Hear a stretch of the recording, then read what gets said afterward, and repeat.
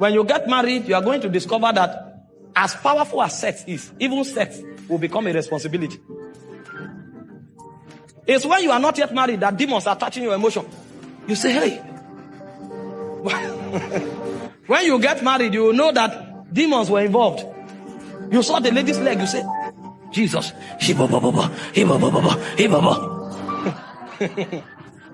When you get married, you will discover that that leg can be on your head. You will be burdened. Because Eros is motivated by what you consider beautiful. A point will come, it will diminish. You will now discover that. And there's no day I don't laugh. I laugh in the morning, laugh in the afternoon, laugh in the night. I laugh about your tie, about your coat, about your haircut. Because he that seated in heaven shall. And where am I seated? And so what should I do?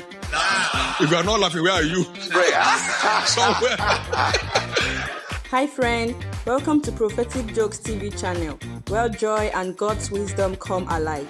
You will hear uplifting words, quick laughs, and simple truths that brighten your day. Together we will laugh, learn, and stay encouraged. Hit subscribe and let's share God's joy, one smile at a time. I told you, after we married, 3 months later, we had a little quarrel. And I told myself, what? It's not this lady that saw me and was relating with me as an apostle. Is now arguing with me. I went back to understand what was going on. You are arguing with me? After 3 months? My God. I told myself, no, this can't continue for how long? I can't take this. My God. I will show you the purpose of marriage. Then I will talk this to you. You will know something. I locked up partake. Do you know me? Do you know me? Me that can be in one room for 3 months. You try me. You will suffer here.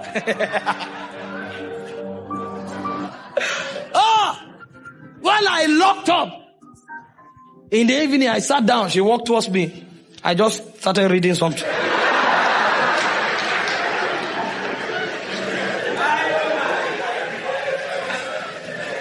She now knelt down and apologized. It looked like I was a devil. I now discovered that I was more carnal. Hey! It's been a long time. I felt so like a demon. Hey! I became ashamed. I didn't know what. From that day, I tried to avoid every problem until I managed this carnality. I discovered ego was ego. Nobody taught me that I was full of ego. You come out, everybody say, hey, man of God, you have mysteries. But there was carnality. You are not a man because you boss around. The person who says sorry is stronger. Because the way Jesus showed strength was to die. I learned something that I didn't read in any book. I've read a lot of books. It wasn't there. And so God began to teach me. I remember when I wanted to get married, I saw a damsel that, even the most spiritual, we are men. Being a man is a body. I said we have the order of Elijah. We are like Paul, we don't marry until I beheld the damsel. And the moment I beheld her, my senses, everything about me that has to do with intelligence went to work. Because my goal was to woo her. I wanted to come into intimacy, to walk with this creature, because it looked as if I was no longer surviving on oxygen. Something suddenly became more relevant than breath.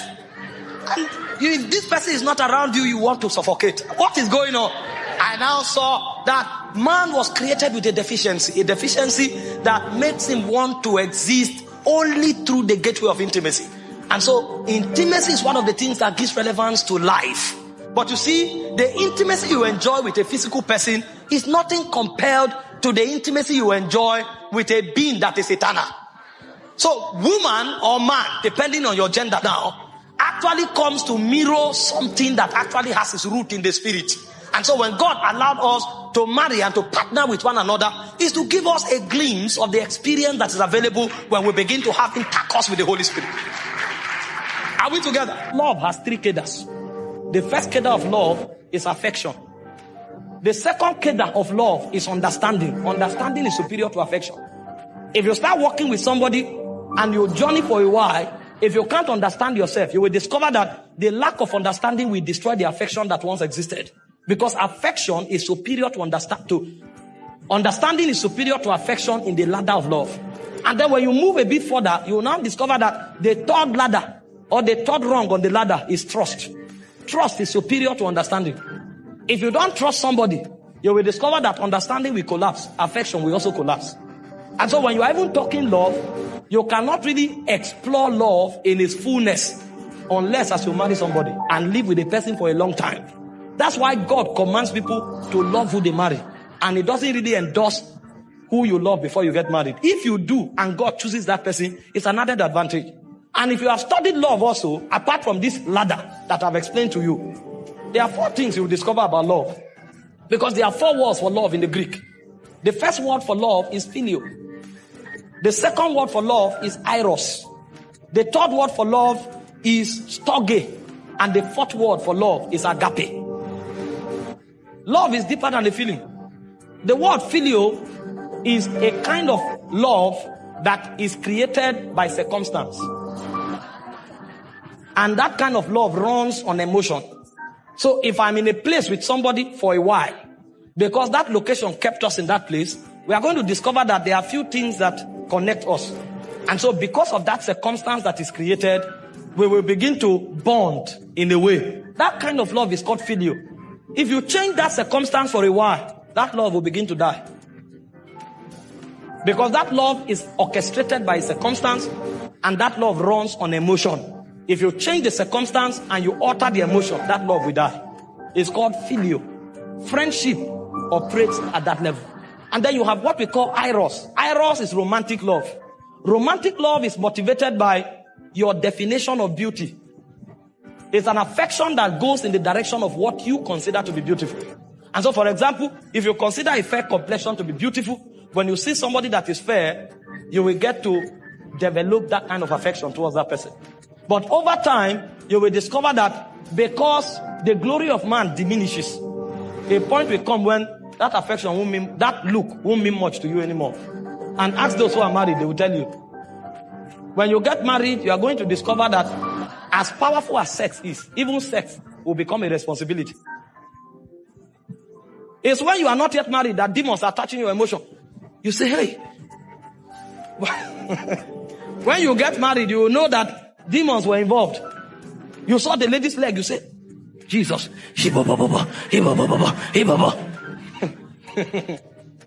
When you get married, you will discover that that leg can be on your head. You will be burdened. Because eros is motivated by what you consider beautiful. A point will come, it will diminish. You will now discover that eros is not enough to bond you. That's why those who run to marriage because of sex, after 1 month they run out. And the people you meet before you get married, most times, is phileo and eros you feel for them. The higher kind of love is called storge and agape. Storge is companionship. Storge is built by understanding. Storge is not dependent on emotion. That's why people who have understanding, when they become old, at 70, you will see them hold themselves walking together. It's called companionship. There are 2 things that beg storge. One is understanding, another is covenant. And covenant runs on blood. So the relationship you have with your brother and your sister is called storge. That love originates from your bloodline. And so you will discover that you will live with your brother for many years. Even if you fight, a point will come, you will need that person. And if you are quarreling and the person dies, you can't sleep. You will not feel it in your mind. It will be a weight on your chest. If you have lost somebody before, you will know. Because that covenant is breaking. And so that detachment will create a weight on you that you can't define. Because that kind of love is covenant oriented, and it is also based on understanding. It is when you get into marriage that you can build storge. There's no way you can build storge before marriage. Because marriage is prosecuted on covenant. And that covenant is enacted on the altar before God, and it is consummated on the bed of affection. And then as you walk with that person over time, you will now begin to build understanding. You will now discover that if that person can discern you and you can discern the person, a kind of love that you can't define begins to grow. You just know, it looks as if you become dependent on yourself so much that you can't do without each other. You can be together for 2 days. There's no Eros operation. There's no sex. But you are gisting and talking to yourself as though sometimes you even gossip with one another. What's happening is talking. You will discover that in one day you talk to yourself more than 20 times. And it's not that initial. This time around is dependence. Companionship is being formed. But it is rooted in what? Understanding. And understanding takes time. And it's also rooted on covenant. And there's no covenant before marriage. So you can't enter the realm of storge until you get married. And then the final one is agape. Agape is sacrifice. Agape is self-denial. The reason you can build agape is not even because you have a connection with that person. Why filio is generated by circumstance, Eros is generated by your definition of beauty, storge is defined or generated by understanding and covenant, agape is external. Agape is dependent on the level of trust and obedience you have for another force outside of that marriage. That's why it's called sacrifice. You don't build agape because of your connection with the person. You build agape because of your both connection with a superior being. And so most of the things you do with that person may not be because of that person. It will be because of your loyalty and submission to that being that binds you together. And so many times when you go through a relationship as strong as marriage, you will discover the reason you will stay will not be because of the person. The reason you will stay will be because of your submission to God. That's why it is in worship and it is in loyalty to spirit beings that agape, the subject of agape, can be defined. And you cannot build agape until you marry somebody. Forget about the card you wrote some romantic words and sent. Sacrifice is deeper than card. You know, when I started contemplating marriage, the Lord asked me, what is the purpose of marriage? And the thoughts of the things that were taught began to run through my mind. You know, we hear things like, marry who you love. It's about happiness. Make sure you are happy. And all of these are very beautiful. But the Lord said to me, He said, does marriage sit on these things? Because you can be happy with somebody that is not going in the direction of your destiny, if you have not found your destiny. Because the things that make men happy are strange. The things that make men happy, they are strange. And God began to give me some secret things that I've never heard preached anywhere. You know, He told me the first purpose of marriage is to give you the privilege to be conformed to the image of God. He said that is why you will not find who you want to marry on the street. You will walk on that person. You will cultivate that person. And while you are cultivating that person, yourself will be cultivated in the process. So you may be looking for a woman that is patient. Meanwhile, her impatience is what will help you to learn temperance and endurance. So when God points at your wife may not have patience. So if you are looking for marriage to be happy, and you think happiness is about patience, you will miss your wife. Because the idea is that you will be conformed to the image of Christ. Meanwhile, the endurance that you don't have is our patience that will teach you that endurance. So God will deliberately allow you to marry her, and it may take you 6 years to cultivate endurance. And you will learn it by teaching her. That's a school of the spirit. So He said a higher purpose of marriage is for you to be conformed to the image of God. So that happiness will be captured in fulfillment, not in excitement. It is when you have cultivated her and the glory in her spirit begins to emanate. That's when you'll be fulfilled. It's in that fulfillment that you'll be happy.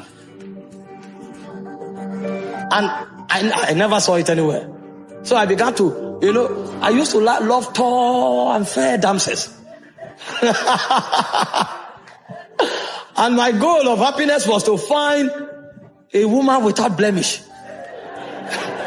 When I went to pray, I gazed into the spirit and I contemplated a tall and elegant damsel, flawless in expression.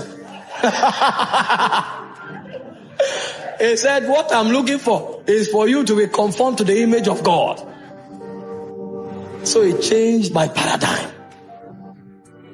So when the purpose of a thing is not known, the abuse is inevitable. He told me the second purpose of marriage is to preserve divine heritage. He said the reason you could trace Jesus back to Adam is because God trapped that divine order in a bloodline. So when men hide things, they hide them in a bank. But when God hides things, he hides it in men. So the choices of marriage is to help transfer eternal ordinations from one generation to another. So it is God's way of hiding dimensions of the spirit. So God will prefer you marry someone with a godly heritage than to marry a diva. Because God is trapping an ordination.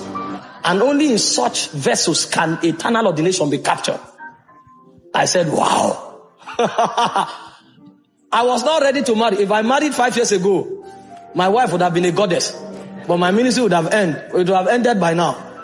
He said the third purpose of marriage is worship. He said because it is in finding your wife that you will learn how to bend your will. Because worship is not a good song. Worship is the ability to conform to the will of the Father. So it's not what I desire, it's what you desire. Not my will, but thine. And he said it's in marriage that you will discover that. I said, wow. So when the purpose of a thing is not known, the abuse is inevitable. He said the fourth purpose of marriage is so that you can learn the mystery of oneness. That's the mystery that holds the Godhead together. The Father, the Son, and the Spirit. The ability to live and become one.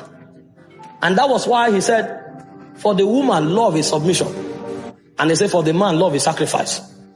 So everything the woman has, she relinquishes it. And it looks as if she's vulnerable. And then everything the man has, he commands the man to lavish it on the woman. So at the end of the day, nobody owns nothing. And as they grow on that corridor, a point comes, the woman is lost in the man and the man is lost in the woman. So the mystery of divinity can be manifested in their home. So when you step into their family become heaven on earth. Because God dwells there. You know, when you come on the altar, you can coordinate yourself. You can't do that with your wife. Your wife knows you. So when you are trying to act wise, you will say, this man is a hypocrite. I know. And when you look at the face of the woman, you can tell who that man is.